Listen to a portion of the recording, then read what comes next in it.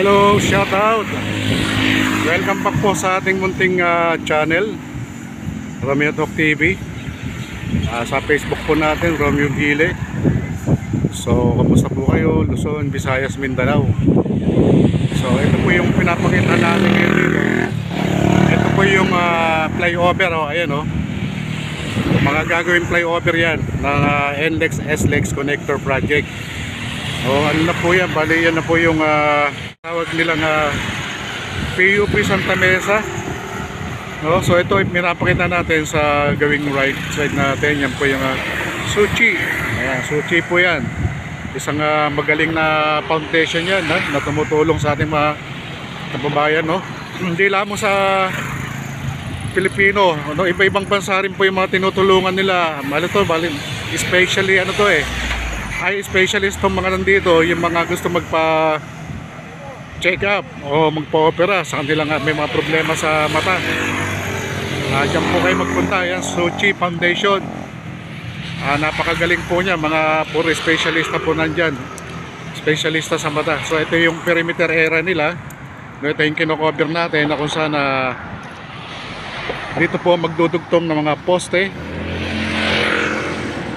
Ayan, mga poste na gagawing flyover ng NLEX SLEX Connector Project. So tahimik po ngayon dito, yung perimeter area nila tahimik. Wala kang makikita ng mga heavy equipment na nandito. So ito po yung update natin, may mga butas na. Ayan, yan po yung mga butasan para sa tatayo ng poste ng flyover ng NLEX SLEX Connector Project. So yan po yung tatayo ng mga poste, mga pile, So dito sa gawing kanan, ito naman po yung Pasig River na kung saan dito po maglalagay din ng poste, mga minamahal nating kababayan, going to Pandacan area. Ayan, so ito po yung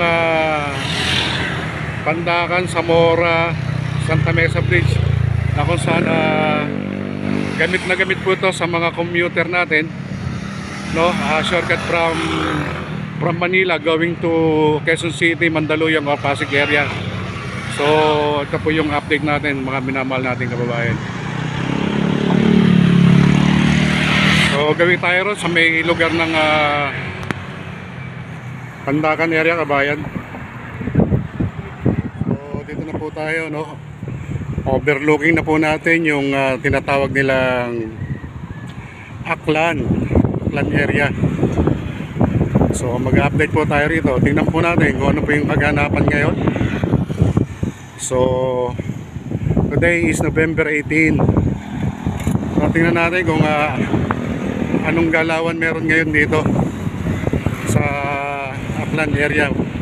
Isa sa mga tinamaan ng NLEX SLEX Connector Project. So ito po yung update natin. Mukhang tahimik, medyo makulimlim ang panahon, mukhang nagbabadya ang ulan. So itong green building, balita natin, abutin po yan, wala na pong nakatira dyan. So sa ngayon wala po yung mga manggagawang kababayan natin, mga manggagawang Pilipino na nagtatrabaho rito. So medyo magalaw yung dahon, parang nagbabadya ng ulan Ayan, so wala rito yung yung maliit na excavator, kabayan. Ayan, tahimik dito, tahimik. So nung last time nakita natin dyan nandyan yung maliit na excavator dyan sa area na yan, so wala ngayong operation dito. Napaka peaceful. Bakit kaya? So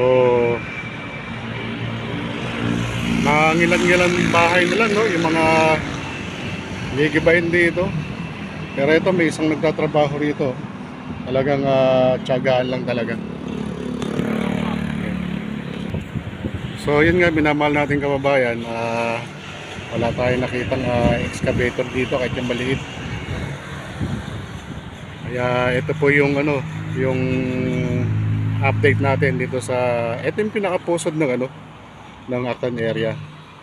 Yung Aklan area kasi dito po, ito yung tinatawag na Aklan area dahil ang balita natin dito yung marami nakatala mga taga Aklan, no? At dito rin nagsimula yung ano, yung meron sila ritong Aklan tribe ati-atihan na lumalaban sa mga dance competition ng ati-atihan festival. So yun, negative yung ano, yung excavator. So no show yung excavator dito. So makikita mo lang dito yung mga kababayan natin na nagtsatsaga, no, na makakuha ng mga bakal na para pambenta nila, no, at pambili ng kanilang pagkain sa araw-araw, kabayan. So ilang bahayan na lang dito, palagay ko nasa 22 na lang to, 22 houses. So from here, estimate natin nasa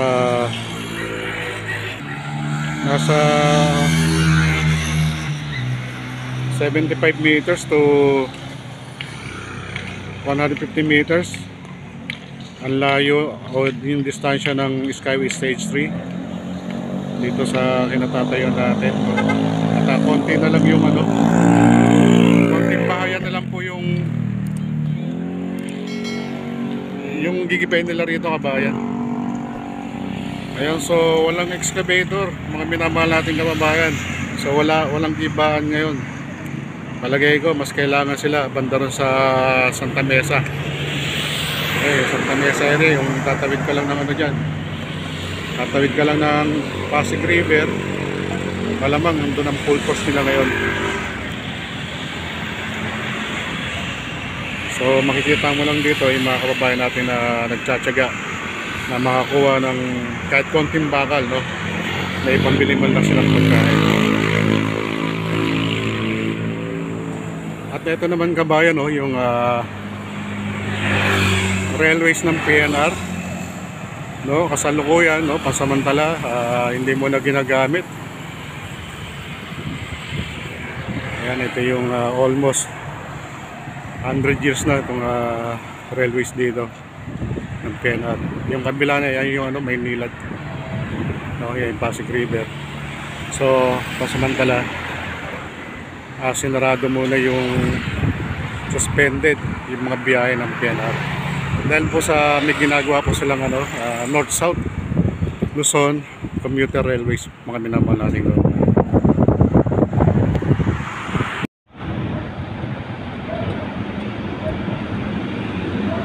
So yun nga kabayan, no, yung update natin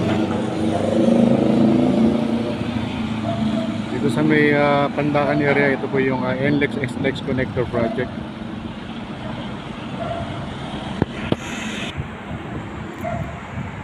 So antabayanan po natin yung mga susunod na galawan dito. Itong Skyway Stage 3, no, yung upper tsaka lower deck, bubutas po dyan pababa ng ano, ng on ramp off ramp. Ayan, oh, pansin nyo rito yung ano, yung scaffolding na yan sa may poste, no, dyan po bubutas ng off ramp, on ramp. At dito ididikit dito sa nakatayo ng poste para gawing flyover ng NLEX SLEX Connector Project, mga minamahal natin kababayan. So pagka yung itong mga puno-puno na to, yan yung mga pinapakita natin, tatambad na dyan yung lawak ng nagawa na ng clearing operation nila, yung mga residential area, no? So kanina yung dinaanan natin doon, siguro estimate ko nasa wala nang 30 houses ang gigibayin dyan, no? So dito tayo, ito yung tulay ng sa Pandakan, dati nasunog na rin to, itong bridge na to, no? So yun po yung update natin, mga minamahal natin kababayan. So ingat po kayo palagi. Ito po yung lingkod, Romeo Talk TV sa YouTube po at sa FB po natin, Romeo Gile. Maraming salamat po sa nagpapalo, sa nagsishare at nagsasubscribe po sa ating munting channel. Maraming salamat po sa inyo. Muli, shoutout po sa ating mga minamahal nating kababayan, mga OFW, mga kababayan natin outside Manila, outside Philippines. Ingat po kayo palagi. So yan nga po, no, hintayin po natin yung resulta sa mga naiinip na resulta ng mga ongoing investigation about sa issues ng corruption, no, especially sa flood control. Ayun nga po, kalmado lamang po tayo, no, at manatiling sa stream video lang po tayo kumuha ng magandang balita, no, kasi marami pong kumakalat na fake news ngayon dito. Mga minamahal nating kababayan. So once again, maraming salamat po sa inyong lahat. Mabuhay ang Pilipino, mabuhay ang Pilipinas. God bless us all. God bless Philippines. To God be the glory. Hasta la vista, kabayan. Thank you so much. Bye-bye.